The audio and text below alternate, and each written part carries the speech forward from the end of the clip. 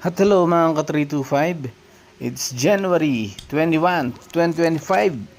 Diba? Ang bilis na talaga ng panahon mga ka-325. Hindi mo talaga mapipigilan ng oras. Yan ay tuloy-tuloy lamang. Parang ating pag-vlog na to mga ka-325. Yung ating pag-upload na to. Yeah. Ganun pa rin mga ka-325. Walang pagbabago. Tayo pa rin ay nangangarap. Araw-araw.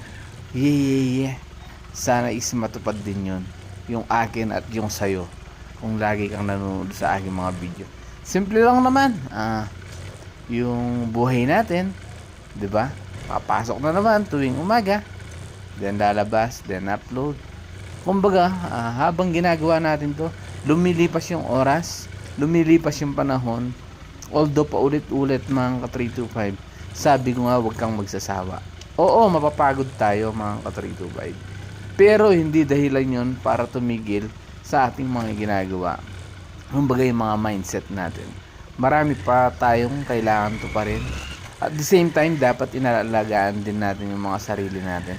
Huwag natin abusuhin sa anumang bagay mga ka-325. Sabi nga lahat ng sobra, uulitin ko na naman, is nakakasama. Lahat ng kulang is nakakasama. I-balance mo lang mga ka-325. Alam mo naman sa sarili mo yun kung sumusobra na ba ang iyong ginagawa. Yeah. Yun lamang mga ka-325. Kumbaga, parang pagtupad lang ng pangarap yan. Parang cycle lang. Sabi ko, umiikot yung mundo. 'Di ba? Araw, gagabi, umaga, matutulog, kakain. At the same time, dapat yung pangarap mo ay andun pa rin. Nakapokus ka pa rin. Sabi nga, walang instant. 'Di ba? Walang magic sa buhay na pag pinangarap mo ngayon, bukas lang makukuha mo.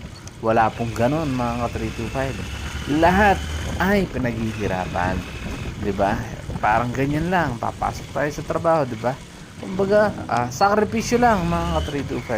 Kasi kaakibat ng pangarap ay sa likod nun ay yung sakripisyo na ginagawa.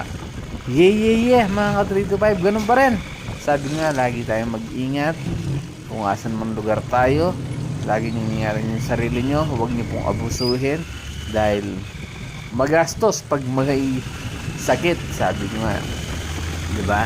So, kailangan isa sa sarili mo.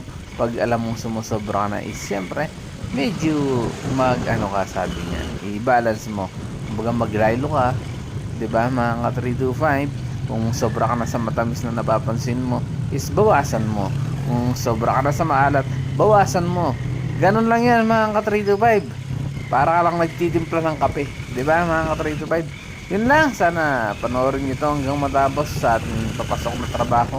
Maraming salamat sa patuloy na suporta diyan mga 325. Lalo sa mga OFW natin kung saan man kayong lugar ngayon is mag-ingat-ingat po tayo. Yeah.